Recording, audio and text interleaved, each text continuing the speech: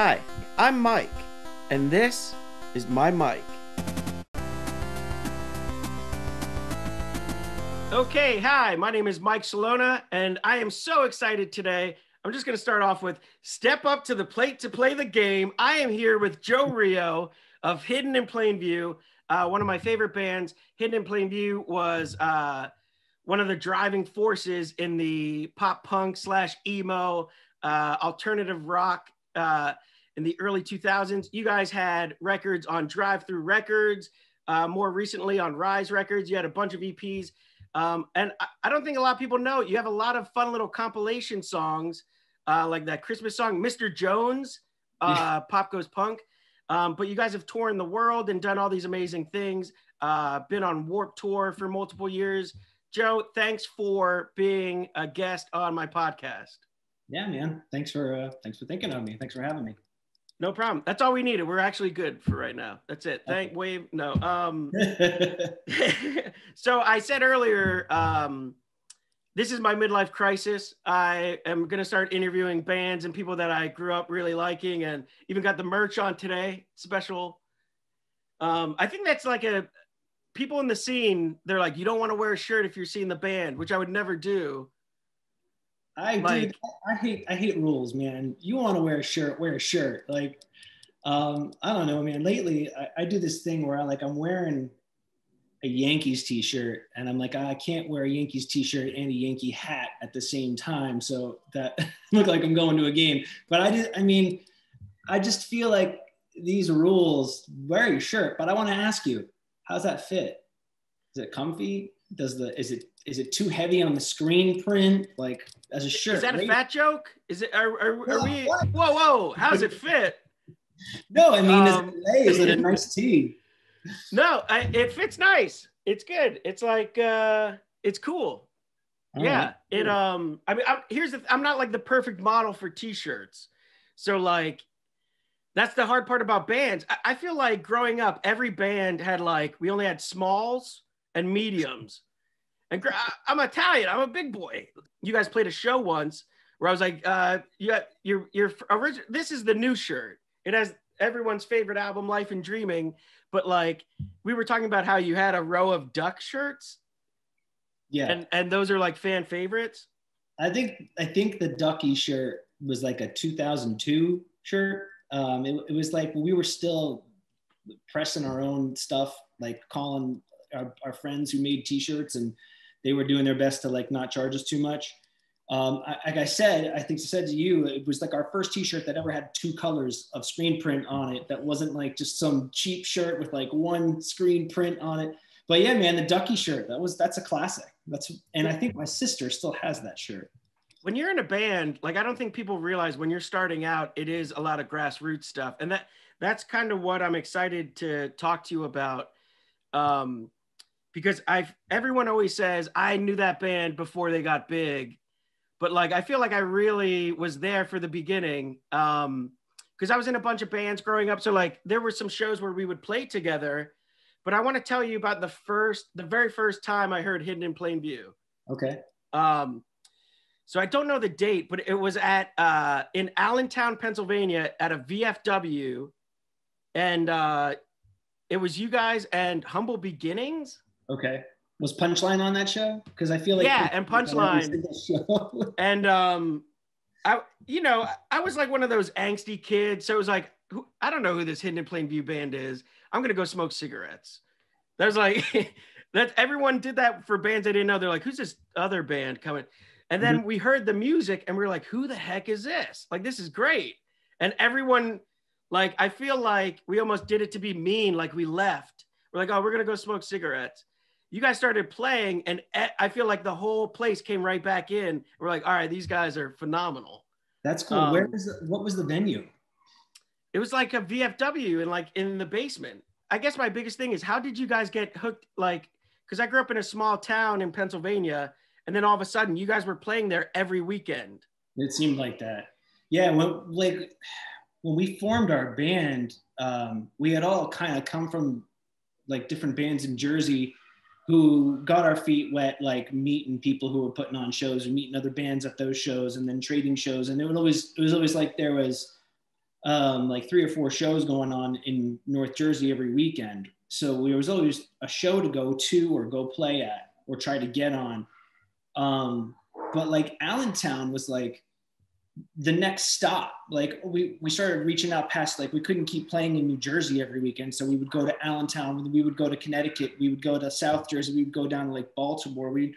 So we just started doing the same thing in Allentown and meeting people out in Allentown. Allentown, well, I don't know if you know this, but like that was like when we first started, it was like our second home. I mean, yeah, Allentown kids were awesome. Well, the thing is, like I feel like you guys are obviously a New Jersey band, and there were so many huge New Jersey bands at that time coming out. But what's weird is, yeah, I feel like Pennsylvania really took to you guys because, you know, I was in local bands, but like no one really knew what they were doing. Like some of my bands, I didn't even write my own parts because like I was like asked to join later. So like to see you guys come and be, we're like, wow, that's like a real band. Like they're really good. But I want to put you on the spot real quick. So there was a show, still probably 2001. It was during the day outside at Northampton Rec Center, and you didn't show. What? You weren't. Here's the thing. I want to know, because this is where I got the Ducky shirt too. And it was, everyone was saying that it was something about you and your current girlfriend. Oh, no. I want to know. We're going back deep. This is 20 years of band drama. And I mean, if you say it happened, it happened. I can't deny it. I have it. I have to look through. I literally spent all day yesterday cleaning my basement. I have a videotape because I was probably like 16. I had a video camera that I got for my birthday. And Rob and the rest of the band were calling kids on stage. They're like, who knows Burned? Who knows 80 West? And then I just feel like if that happened, they would have kicked me out. Like, I'm surprised they didn't kick me out for that. I don't remember, but I do remember the girlfriend you're probably talking about. There was like rumors. There were like, I think there was like someone was sick in your family, or then someone's like, I think it was a girlfriend. But all the little PA kids with nothing to do were like, oh, I think he's joining another band. It was so crazy.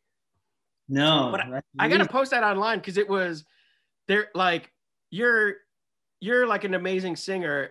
These were like 16-year-old, 12-year-old, like prepubescent kids trying to sing these songs.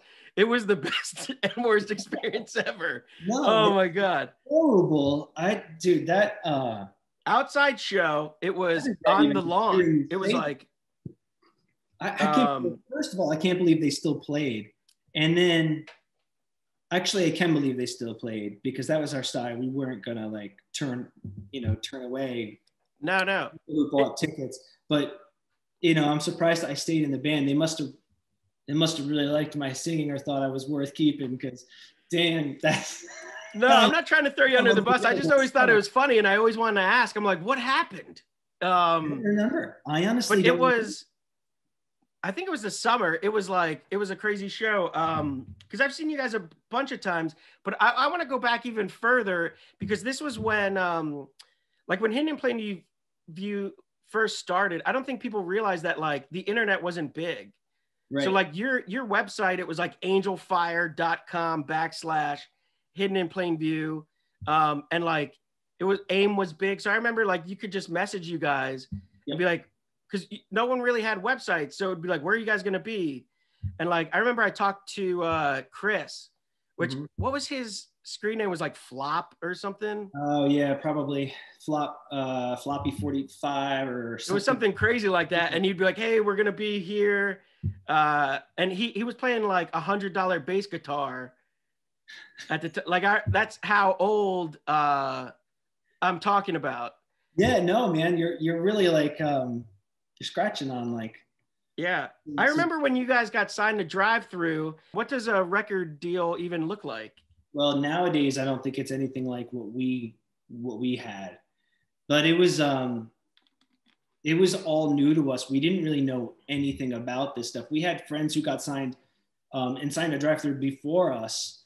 So they were kind of going through the motions and they would kind of like, send us like little, hints of tips and stuff, what to do, what not to do, or what you're screwed and you're going to do no matter what kind of stuff. And it was like, but I can tell you, getting signed to Drive-Thru wasn't easy for us. They turned us down a couple of times. All your friends were getting signed. It seemed like a natural progression. I mean, I don't know if people know this. You guys are in the Early November music video. Yeah, dude, you really did a lot of research. Dude, check this out. This hat's like 20 years old. I found it in my basement yesterday. I figured I'd bring it out. All right, sorry to cut you off. Yeah, no, I mean, we had known Ace from when he was in the June Spirit, and we had known the Starting Line guys since before they were called the Starting Line. And that was one of those were some of the bands that we were trading with down in South Jersey, trading shows, and they would play up in North Jersey on a show. We got them. But, funny enough, Lehigh Valley story, we got the call from the label saying that they wanted to sign us on the way home from a show in Allentown. It was Rob and I in the car together, and they called us. So we were the first two to kind of get the news, and it was on the way home. I think Ritter played that show, and I think like Punchline played that show. And yeah. Ritter, they are formerly of Digger, Power Bait. That album was great. Right. And Ritter's drummer, later drummer, actually auditioned to be Hidden in Plain View's drummer, a guy named Eric Hahn that I went to high school with. And you guys didn't pick him. You went with Jay. Oh, okay. Yeah. This is where, see, I know my Hidden in Plain, like I got a 900 on the SATs. Don't know anything about that. But when it comes to Hidden in Plain View, 2001 trivia, I mean, yeah, this is any sort of worth. So Drive-Thru Records, I mean, this is at the peak of Drive-Thru. I remember, Alternative Press came out, Hidden in Plain View got signed. So it went from, this is my band in my hometown. And then every time I saw you, it'd be at a bigger venue. It'd be sold out. So I want to just real quick go through some of the shows in order. Because then, another old school show was up to these, right? I was there. You were at these ones. Music Fest. Yeah. You guys played Music Fest, and I remember Rob's parents were there, and I was interning at a radio station doing like marketing, and his parents came up to me and they're like, "Is there any way to get my son's band on the radio?" And I was like, I hand out stickers here. Like, I don't know. And they're like, "We're Rob's parents." And I was like, "Wait, from Hidden in Plain View?" And they're like, "Yeah." And I was like, "I love Hidden in Plain View." And then later that night, they're like, "Here's my son, Rob. You got to talk to him." And I was like, I don't work at this radio station. Like, I'm just an intern. But it's funny to see. What station did you intern at? I have to ask. It was WZZO. Okay. Yeah. Which I think is no longer. It was funny. Not to get off your story, but I went to Kutztown for 4 years. So Golden Bear. Okay. Yeah, and so in order for me to get home for practice or shows, I was hauling my butt through Allentown to Lehigh Valley. Yeah. Okay, I went to Bloomsburg University. That's not too far. No, and I actually had a job at Lehigh Valley Mall for like 3 months. I worked at the Wall. Oh, dude, that's nice. That's funny trivia. This is the stuff I like. It's kind of random. You've had such highs in your career, but it's like, let's talk about where you worked in the Lehigh Valley. There you go. But fun fact, that Music Fest gig you played with a band called Sleepwell. Yeah. Who then Rob produced their album, and they became Sound the Alarm, and they opened up for you in the Capitol in Shamokin, Pennsylvania. Shamokin, right. Which, you were at that show? I was at that show. I interviewed you guys. Okay, in the back room, you had a little tape recorder. I remember that interview. But thank you guys for doing a college interview that wasn't really going to air anywhere. You guys were so nice. And literally, you did, I was young. I didn't really know. I don't even know what I'm doing now with interviews. So thank you for your patience both times. But I have a clip Hi, we're Hidden in Plain View, and you're watching Bloomsburg Television. Oh, dude, like, I know I just came home from vacation and I got a good tan, but every time I see myself, I'm red. And I think it's because you keep blowing me up with these like surprises. Yeah. Pretty good. I'm anxious now. What was one of the worst demo names? Probably Durner. Because the song it became the song top 5 editions. There's like that one riff in the song that goes with down, so we just called the song Durner. We were really bad at coming up with song titles names, and when we wrote something in practice, we would just give it a name, and then it went from this kind of like name to like a working title where we would kind of look for something, and then either we'd come up with a new name and all agree to it, or we would just keep the working title. And the one that keeps coming to my mind that actually stuck is Hot and Sexy. And that's a B-side from Life and Dreaming, but it's out there. Like, it's been pressed on like a 7-inch. Really? Yeah, it's out. I don't think it's on like your streaming services, but fans would say that was your nickname in Hidden in Plain View. Hot and Sexy. No. That's my middle name. No, but I'm sure you go to YouTube and find Hot and Sexy. Yeah, I actually love that song too. Recently, you guys put out the Christmas song, and I was like, I've been listening to this song for like 15 years. Yep, it's like a demo from 15 years ago. And in fact, when I was the one that put that up, and Rob messaged me, he goes, "Which one of you put it on? Put up the Christmas song?" I don't think he was pumped on it. Dude, it's a great song, and a Christmas song. Mariah Carey, she's been milking that thing for 30 years now. You get a little bit extra money every year around Christmas. It's nice, you know? Yeah, no, it doesn't. It's not really for that. It was kind of just one of those things where it was like, we hadn't done anything in a while. It was holiday season. It's like, let's throw out this old deep cut for people who care, and let them enjoy it. Hopefully it makes their playlist. I don't know. You know what I mean? It's just fun. Yeah. So what were some other names for Hidden in Plain View? I know one was not 8 Over Par. No, it was not that. And that, for people that don't know, you guys were originally like a ska band, right? And you played like the trumpet? Well, Rob and I were, my very first band was 8 Over Par. And the only way I could get in the band was if I played trumpet in the band. Didn't really want to play trumpet in a band. I wanted to be a singer in a band, but they let me in. Did you know how to play trumpet, or did you learn? Yeah, I did. It was like my first instrument. So I actually did play the trumpet. I wouldn't say I was ever very good at it, but so it was Rob and I. Yep, there you go. Look at that. Obsessions. That's in Randolph, New Jersey. You know, I was just pumped to be in 8 Over Par because, well, everyone knows him as Rob, but he's always Bob to me. So he was in a band in high school. So he and I were friends from high school, called the Fantastics. And so I always was jealous that like my friend was in a band, and my other friend, Mike Bell, was in that band. And so they stopped playing in the Fantastics and started playing in a ska band called 8 Over Par. And I wanted to be in their band, so they let me in. And then I became, for a short stint, the singer of that. And then we were kind of bored of ska, but we really were into punk. So I think everyone was bored of ska. Chris Amato was in a ska band too. He was in the Derringers. Okay. Yeah. So I mean, ska was huge. I remember one of my favorite shows. You might have played with them, was Catch 22. Yeah. They were from Mustard Plug. Mm-hmm. And even in the Lehigh Valley, there's a lot of ska bands. Which Less Than Jake, they just announced that they're going on tour with Newfound Glory. Yeah, I saw that lit up my phone today too. Yeah. No, I saw Less Than Jake in Philly. They did Losing Streak and their other album back to back, and it was one of the best. At the Fillmore, right? Yeah. I was there. Oh, nice. Is that when you were living in Philly? Yeah, I was still living in Philly, and okay.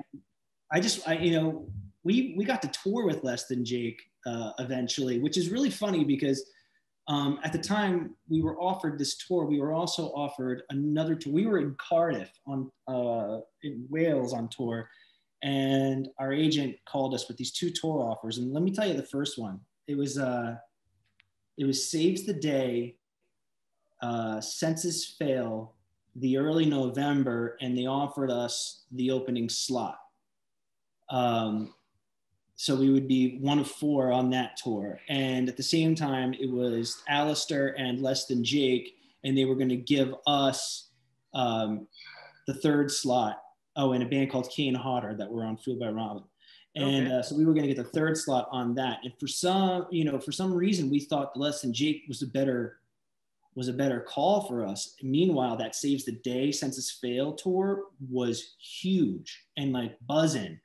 And the Less Than Jake fans didn't really like the kind of music we were playing. So, times where I'd be up on stage and people would like, there was one time, there was a dude stood in front of me in the front row. You had to bring the trumpet back, man. Yeah, he was just like, flipping me the bird, and it got to me. It got in my head, and I was not having a good show. So, dude, I come off the stage, and like Chris, Roger, and JR from Less Than Jake pulled me, because those guys were so rad, and they still are rad. They're just great dudes.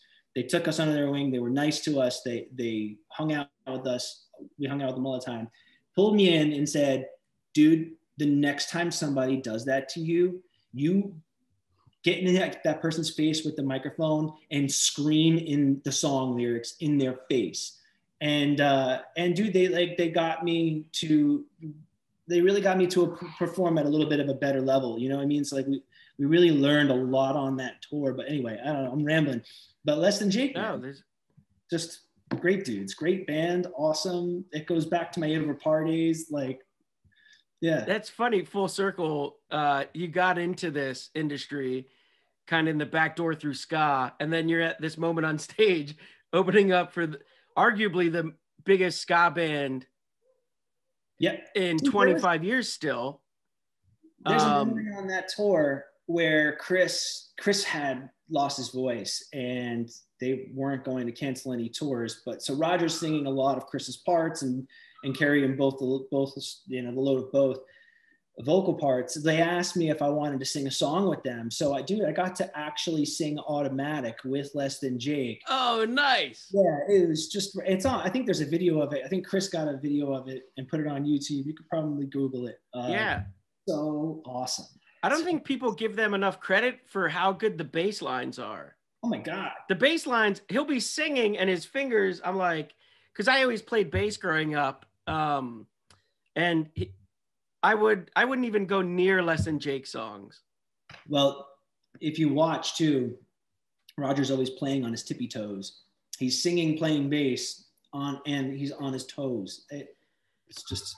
And I never knew how his hair seemed like such a danger, because it would be like in front of the bass, and I was like, something's gonna happen. But their show at the Fillmore was phenomenal. Yeah, that was a good show. And that's what I really like about a lot of the bands I grew up listening to. They're doing all these tours again, and here's what's so upsetting: Hidden in Plain View, they came back. You guys did a handful of shows. Every single time I was going to go, someone would be like, hey, do you want to be the best man at my wedding? And I was like, dude, or like a christening. Yeah. And I was like, all right, so next time Hidden in Plain View gets back together, I'm going to go. And then it would be some stupid thing that a family member would ruin. Is there any plans for another reunion show in Jersey or Philly? All right. So I feel really... You look stressed. I feel guilty with this because I've been saying not only, so the short answer is yes, absolutely. Like we're really very much not a full-time band like we used to. I mean, we all have other careers and we do it as best as we can, when when the offer's right, like not when the money's right, but when it's like a great show, when it's going to be worth the fun. Like, we place these shows so far apart that we have to like practice 5, 6 times, 7 times, just to remember how to play the songs again sometimes. Like You know, just Bob and I have to be able to look at each other and be like, oh, that's right, there's the harmony, or like, oh yeah, that's right, you take that part even though I sing it on the recording, that kind of thing. Oh yeah, like, okay. It takes us forever, but like, so if I'm gonna drive to North Jersey and the other guys are gonna drive down, it's got to be right, you know. And so right now with this pandemic and everything, and these bands are getting together and tours are happening and shows are happening, we feel like it's their time. Like, let the bands that are out there doing this full time, that haven't played, like, you know, man, you're a performer. These people who haven't been out there making money, they deserve to go out there and do it. Let them do that. And when there's time is right, you know, that will find us. But like, I've been doing, you know, interviews here and there, and people ask that question, and then they follow it up with like, do you have any music plans to make new music? And I tell them, yeah, we've actually got 5 songs finished, and yeah, we're gonna like drop an EP for the last 2 years. We were supposed to drop an EP in March of 2020, and of course the world shut down, so we didn't. And then another opportunity to release that in a unique way came up, but that thing seems to have stalled out. It's like, you know, feel like we're kind of getting ghosted on that. So it's like, dude, these are 5 of, I think, the best songs we've ever recorded and ever written. And you know, I sit there and listen to them, and I feel like I'm the only one enjoying them. You know, it could be like another Christmas song thing where all of a sudden, like, it just comes out, drop them, you know, like, put them out there. Well, what's great is, and I think in this genre of music, it's rare to find a band, like you were talking about, you and Rob singing parts back and forth. For me, you guys were one of the first bands with like dueling vocals, and then you see bands like Taking Back Sunday, like they're known for it, but you guys, I feel like we're doing that before a lot of bands. Like, I always considered Rob like part of the singing, you know, like. Yeah, he is. So, very much is. I don't think people realize, because you guys harmonize so well, unless you see Hidden in Plain View live, I don't think they realize that Rob is singing a lot. Yeah, and then like, we always play to our strengths too. Like, in a lot of ways, Rob's just a better singer than me. There's things he can do that I just can't do. Like, for one, you know, the lyrics are all his. So when he lets me in on what those songs are about, he's letting me in on something that only I think he sometimes tells me. I don't think he tells a lot of people what his songs are. You know, that's for a reason. That's like, one, I'm his friend. 2, he wants me to understand, you know, the passion behind these lyrics and what it should be like. So it's so that I can do that correctly. But I think right there, he's got one up on me. You know, those are coming from him. Like, I'm putting myself into that space in order to sing those songs. So I think that, like, from a deliverance, from like a performance standpoint, sometimes he just finds that piece, that crack in the voice, or that whatever that gives it a little bit more. And I think he just sings way better softer than I do. Like, I think, Joe, you are known for holding that note. You know, like me and my wife, because actually, fun little story, my wife and I, we met in college, and I did the thing where I was like, I could teach you guitar. And she was like, I want to learn 20 Below. And I was like, okay. It was the worst rendition of 20 Below ever. I'm surprised we have kids now. She was horrible. If she ever hears this, she's going to be upset. Last night, she was like, I could play that song. I was like, yeah, you could. You know, the palm mute towards the end just sounded like animals fighting. It was rough. But like, you see, like, like 20 Below, I think we were talking about it when we were reminiscing about how I taught her that on guitar. And we were like, Joe Reo, the best part of Hidden in Plain View is you always know Joe Reo is going to come at the end with that long note. Like every single song. I don't know how you would do that live without passing out. Because I think growing up, you know, you drive around a lot. Me and all my friends would be hitting it. It's like, I'm an asthmatic. This is not ending well. So you guys, you know, you close with 20 Below usually. That last note, is it sometimes like, woo? Yeah. And you'll never give into it. I've never heard you be like 20 Below. You'll hold it for the 30 seconds or whatever. Where does that come from? deep down. I mean, like, dude, first of all, like performing and playing your own music and making your own music is just a different level of, I don't know, you reach in a different place for it. But that, no, I mean, it's the same on the end of The Chaser. It's the same at the end of like Ashes, Ashes. It's the same at the end of like A Minor Detail. It's like all of those songs have that big, or Shaman's Witch's Magic is the same holdout note. Like, yeah, no, it works. It seems, and some of the new songs even, I think. That's funny. Well, the thing is, I think like you were talking about how talented Rob is. And I think what I like most is you could tell he can make something really technical, but when it always came to, I don't think a lot of people know this, where he produced a lot of stuff and like would mix a lot. He has his own recording studio now called Audio Pilot. Right. And which is where we did the last EP we put out on Rise. And the songs that we're sitting on right now. Yeah, and the thing to praise Rob a little bit, like your vocals and his vocals never sounded messed with, which I always liked. Like a lot of bands on that. There are times where I hear it and I cringe because I feel like it was too messed with. Now, I will say I don't think when he's recorded us, I don't think he's ever done that. But I think there's been other times, and I'm specifically thinking on one of, I'm not going to say because I don't want to ruin it for anyone else, but like I hear it and I go, that doesn't sound natural to me. And that I always cringe at that artificial sound. But you guys always sound like live. I always thought you guys always sound so good compared to like you have other bands where you're like, yeah, they can't pull it off. And then it kind of ruins it for you. But Hidden in Plain View, you guys were always live. It sounded amazing.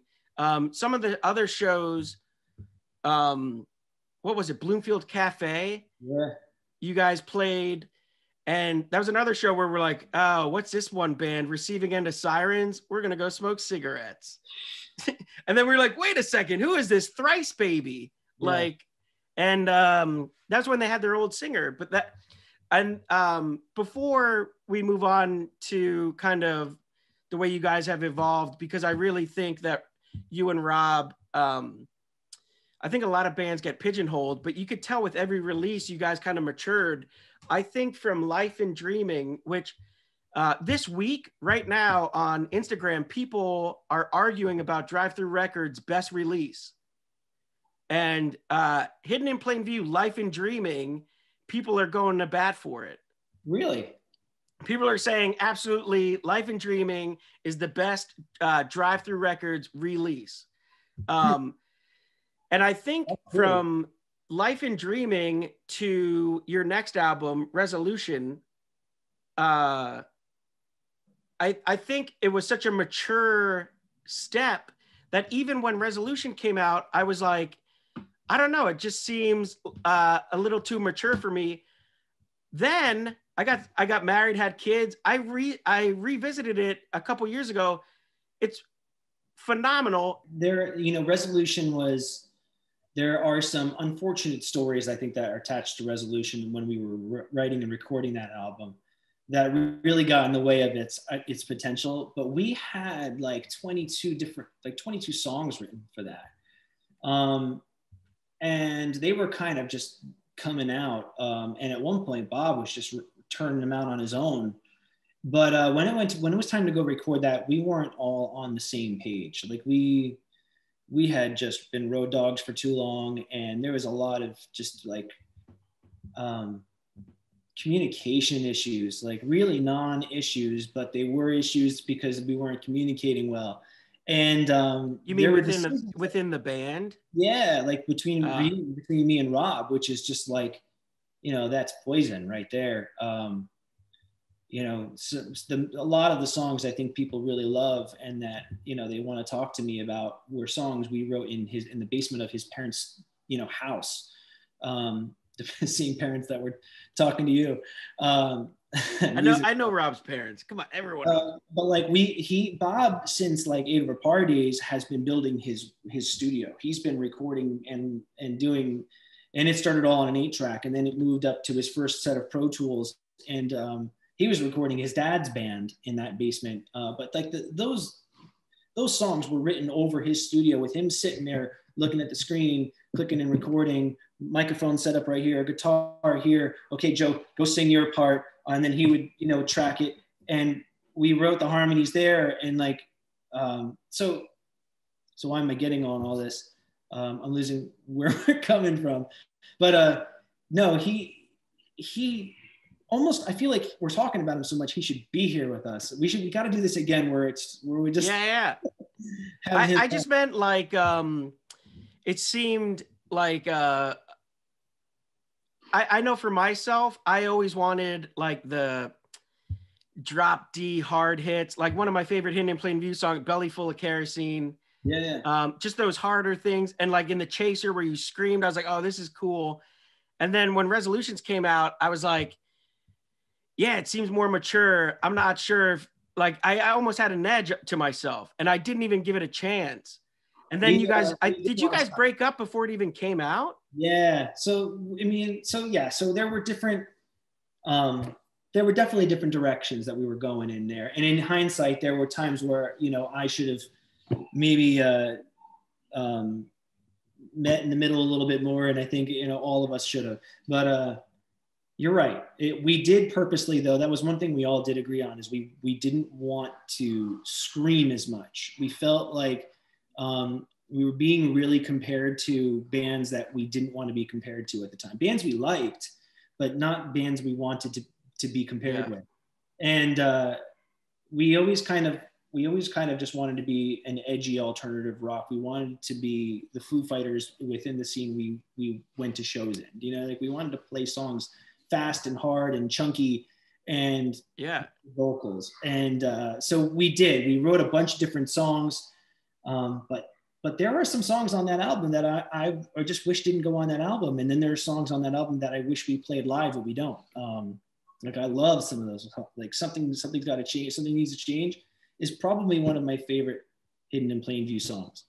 So that's my question. What is your favorite Hidden in Plain View song? Oof. Right now, it hasn't even been released, so it's unfair. But yeah, I know. I feel like I should just reach over to my phone and hold it up. We'll do an exclusive. That's a good question. How about this? We go through each album real quick, because I don't think a lot of people I like Find. That's still I've been so nostalgic. I been listening to Humble Beginnings a lot lately. You know, bands that you guys just toured a lot with, like Madison, Houston Calls, which Kenny was in. So it like Find still slaps, man. I think I don't think people give Chris. I think on Find the speed of his bass guitar is bananas, man. That's right when I first started playing bass, and I was like, I can't do Hidden in Plain View bass songs because it was like he would do it live with that $100 guitar he had or whatever. I remember he had like white Converse or something. The crazy thing about that just want to pause on the bass guitar is that he would buy like a new bass guitar every month, it seemed, but he wouldn't spend more than $100 on it. It's like, dude, why don't you just buy the right guitar? Those shows in Pennsylvania, you guys would literally play there 1 or 2 times a month. Every time he would have a new guitar. And then the one time he had like I bought my first bass guitar based on the one he had. And then I found out it's like a horrible guitar. It's like $100. What was it, Music Man or something? Like a generic Ernie Ball? They were big at the time. Music Man, sure. They were like, they were quickly replaced, but it was funny. He had this Gibson SG that he ended up selling to Bob, and Bob played that all throughout every single show we've ever had. It's on all of our albums. I've never seen him not play that. Yeah, you know, not cherry. It's kind of, it's like an amber. I don't know. I'm not a guitar freak, but it's a beautiful guitar. And but you know, he didn't always have the right bass. But Find though, Those are like the first 4 songs we ever wrote as a band. Yeah. You know, And that little hidden track, Michael's Creek. Oh yeah, that was a great song. That was a fun song. I had dreams. I always liked it because my favorite show was Dawson's Creek. Dude, I'm an emo kid, you know? Yeah. And my name is Michael. So I was like, I think Rob wrote that one for me. So I remember being young and I was like, you know, when you're younger and you just fantasize about meeting these people in a band, but like you guys were always so present and like you would hang out. We played a show with you guys and I texted you the article of, we did a September 11th memorial at the Allentown Hotel. I was in a band called After Forever, like No Blitz was there, I think. Yep. Remember. Yeah, but I want to talk about, I can't think of this venue and you guys played it. Cause like I said, every time we saw you guys then it would be bigger and bigger and you guys were the headliners and the opening bands were Copeland and Early November. No, we weren't the headliners. We weren't the headliners on that. That was actually, I think the Early November might have been headliners on that. I think what happened was someone's bus got messed up and they were late or something, or maybe Copeland was late to that show. It was in Pennsylvania, I think in Lancaster, and it was in the back of a skate shop, but I cannot remember the name of the venue. In the back of a skate shop. Oh no, that wasn't in Lancaster. That was in Reading. And it wasn't even like a skate shop. It was like I'm straight up on a skate park. Yeah. Yeah. Okay. Yeah, that's right. And I remember the guy, I think like that owned that skate ramp was in like the Bloodhound Gang or like was somehow connected to, I don't remember. Yeah. Cause he's from Philly at that show. Oh no, it was the guy from the Bloodhound Gang. He asked me for cigarettes and I was like, dude, you're from the Bloodhound Gang. I don't smoke anymore, but back then I was a smoker. But I remember that show. That show went off. He signed my cigarettes. You're naming these shows that went off. Like that Schmokin' show was one of my favorite shows to this day. I have it recorded. I mean, I feel like the ceiling was here and it was like these drop down tiles and there were kids like knocking things. It was like, yeah, there was a documentary that you guys were in recently about it because I actually know I was in it too. Because I went to that show and it's one of the legendary shows there. Yeah. So one of my friends who knew I did comedy, he was like, hey, I'm doing this documentary. Would you mind talking about it? And I was like, I actually have footage from it. I was like, I filmed Hidden in Plain View and interviewed them. He's like, you interviewed them? I was like, it's not as cool as it's like, I didn't know what I was doing. I think I had one handheld camera, but you guys were nice enough to do it. And like, I sent it to him and then he's like, I want you to talk about it because no one remembers that room. And I was like, oh, it was the best room. Like I saw Steel Train, which then went on to, you know, Jack Antonoff. Yeah. Who's putting out great songs right now. Pennsylvania had crazy rooms. I know you're a busy guy. I'm going to wrap it up, but I want to say one last show I saw you. And this is a fun story. Okay. So you guys are at the height of the genre. You guys have been playing Warped Tour. I haven't seen you in like 2 years at this point. You guys got too big for the Valley. No. And so my buddy's like, dude, we just booked Hidden in Plain View in McAdoo, Pennsylvania. And I was like, seems like an odd spot. Okay. My friend had like a Screamo band. He goes, we booked Hidden in Plain View, but we're not. So the day of, he's like, we're not promoting it. He's like, I just want him to hear my band and maybe it will lead to us getting signed. And I was like, that's the worst idea ever. So it's literally the day of the show. It's summer. The show's at like noon in McAdoo, Pennsylvania. And you guys show up and there's no crowd there, but a group of, there's a band, I forget their name, and like 10 of their friends. I was one of the friends.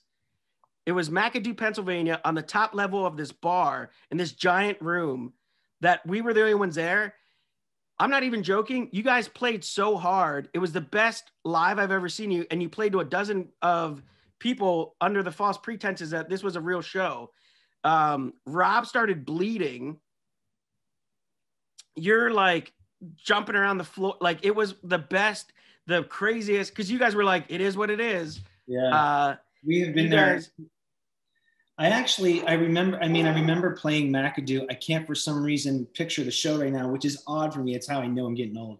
I have tons of pictures I'll send you because I had a disposable camera. But I remember that being a really good show. It was insane. It was like, I don't know, maybe in my, like, just because I was like, it was a nice way to circle like everything that I felt as my own with Hidden in Plain View. I was like, oh, they're the band that I've always known. And then I was like, I think I graduated college and it was like right then. So like 2005, maybe 2006. Yeah. And you guys went hard and it was the best show I've ever seen. Thanks, man. Yeah. You had really long hair. You had like George Washington hair, dude. You were crushing it. I missed that hair. Mike was there. What happened to Mike? Mike's doing good. We just had to part ways with Mike. Mike's good though. Mike's in a good place. I think he's almost married. I don't talk to Mike as much. Chris does. But he's good. He's a good guy. When we were getting back together, we did the reunion. We did a couple of shows with the five of us, and you could just tell Mike wasn't into it. He had other things going on, and it was just kind of mutual. He probably wouldn't say that, but I think now he would. And Kenny, I remember on the message boards, everyone's like, oh, he's trying to pursue like other stuff, or like I think on the message board, is this correct? Where it was just so hard being in a band. He's like, I want to like get a job and focus. And then he's in Houston Calls. And I was like, this is BS. That's so Kenny. That was so okay. Kenny. So that is what happened. Yeah. Okay. No, I mean like, yeah, he also had a lot of pressure from his parents. We all did. Not so much Rob, but his parents just did not want him being in bands. But by the time Houston Calls came around, he kind of felt like, I'm supporting myself. I'm going to be in a band. And he did. But even then, he didn't last forever in Houston Calls. He had to kind of give it up there too for family reasons. But yeah. And then what about Derek, the original Hidden in Plain View drummer? Yeah, I still talk to Derek every once in a while. He's in LA now. Yeah, I mean, he was at that show in Reading, I think he came out. He probably was. He came out to one of the shows, and I was like, "Oh, dude, Derek!" I saw him. I was like, "You guys gonna play Burn tonight?" And he was like, he laughed. Yeah. He stayed buddies with us, with just about all of us. The only person we really don't talk to at all, any of us, is Jay. He always seemed like an odd choice. Like, I remember at shows, like he wouldn't really hang out. He was kind of quiet and kind of did his own thing. He was like, he always put off that kind of pretentious vibe, and that was kind of the way he was. That's kind of the real, yeah. All right, so wrapping this up, real quick, what your favorite Hidden in Plain View song minus the new one that we can't hear? Do you want to go from every album really fast? Okay, yeah. It's a little easier, I think, but I would probably stick with 80 West. What's our next album? Operation Cutthroat. That's hard because what is it? New American Classic is on 2 albums. Yeah, American Classic. I don't know. Maybe Milligrams for Migraines on that one. Is that Now I Feel Old? What's the slower one on that? I got it. Can I look at it? Up right here. Brace yourself. Set in me. I stare the window down. Yeah. That's Milligrams for Migraines. That I don't know. You guys would play that live, like, because when you had like an album or two, you're playing those, but when you guys got a bigger catalog, you stopped playing that. And I was like, that's one of my favorite songs. Milligrams for Migraines, yeah, dude. That one probably was my favorite from that album. Yeah. Oh, actually, don't think that's hard. So I'm a visual learner, so I'm gonna have the albums up in front of me. Perfect. The EP, the self-titled, I guess, was 2003. Oof. The EP is hard because every track I go, no, this one is it. You mentioned Belly Full of Kerosene. That one hits. That one's good. The Chaser, I think, is as far as like if you're saying this is hidden in plain view. Like if I say to a friend, you should check this band out. Only using that EP, I would do the Chaser. Yeah, because it's a little bit of everything.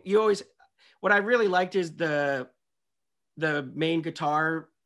It's not just like, it's very technical. Yeah. I could only play rhythm guitar on Hidden in Plain View songs. Yeah, I'm the worst guitar player. Pretty good trumpet player, amazing singer. Nailed it. Life and Dreaming. I think that's a tough one.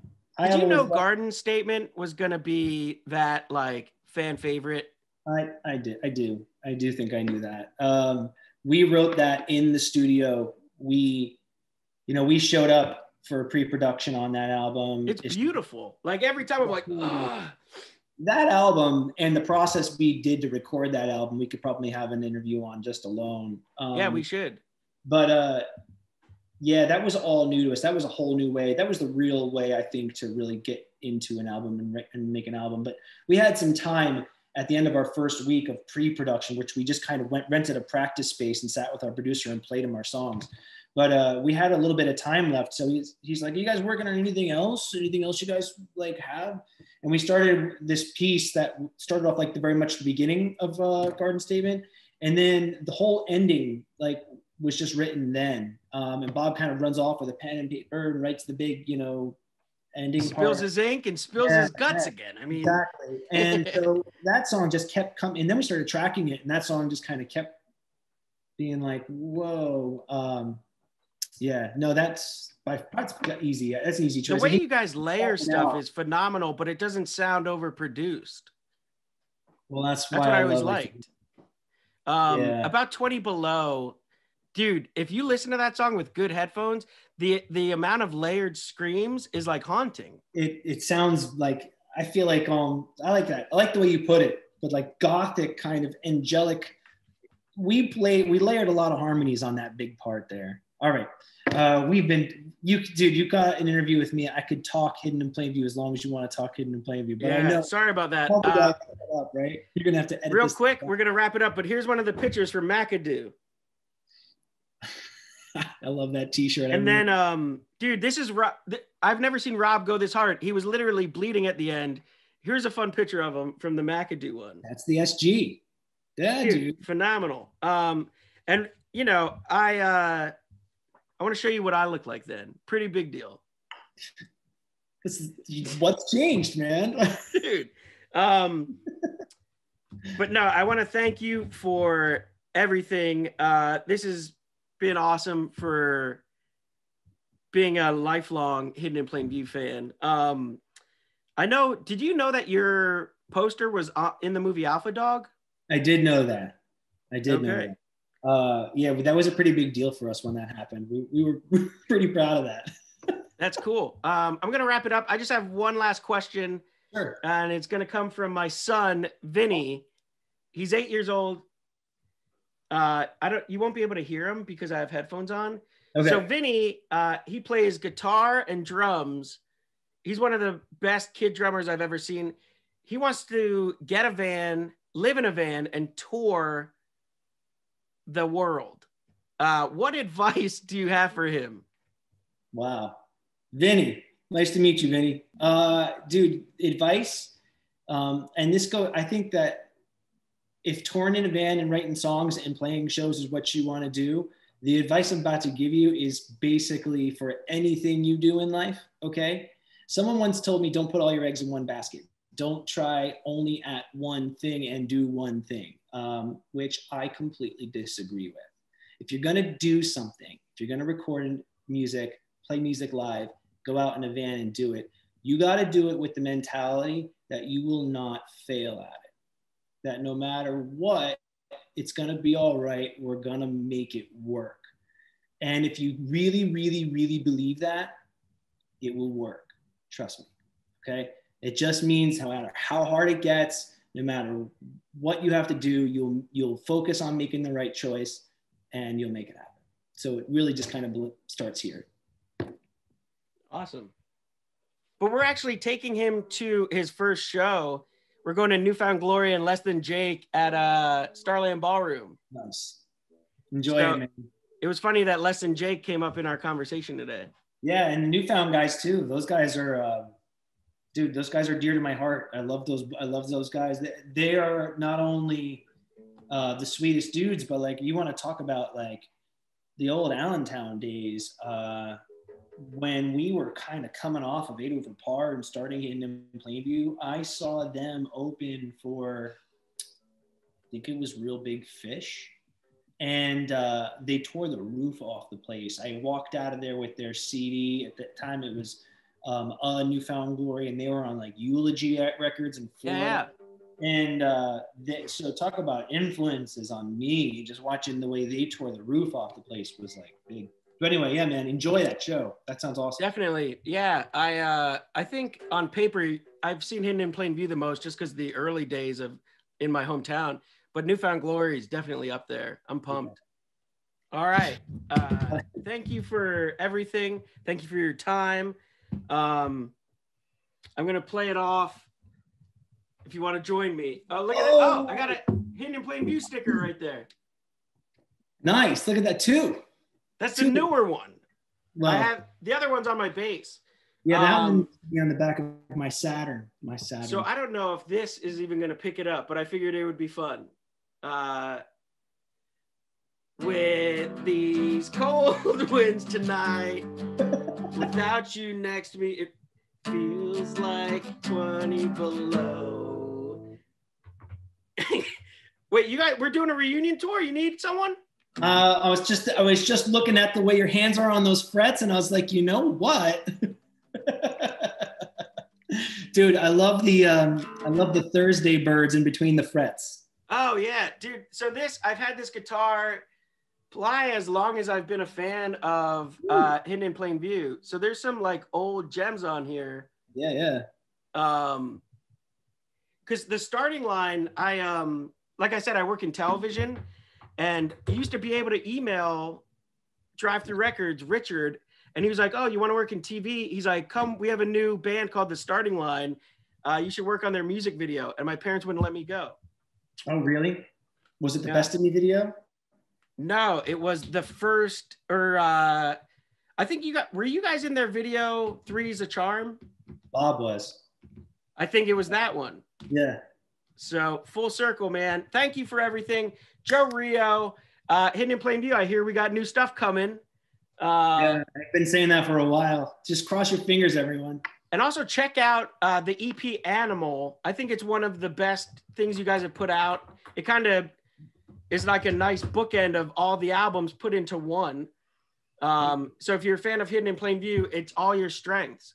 It sounds great. I think Rob produced and mixed it, right? Yeah, he did all of it.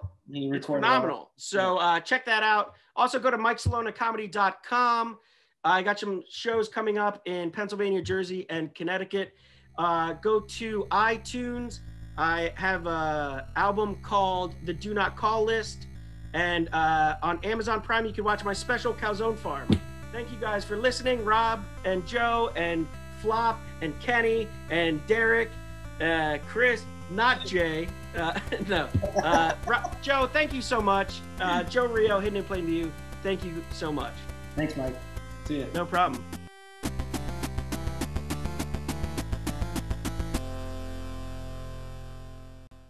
Yeah, dude, I think the first time I saw you on Instagram, I did some research on you. So I already knew you were a comedian, and I was laughing at your stuff.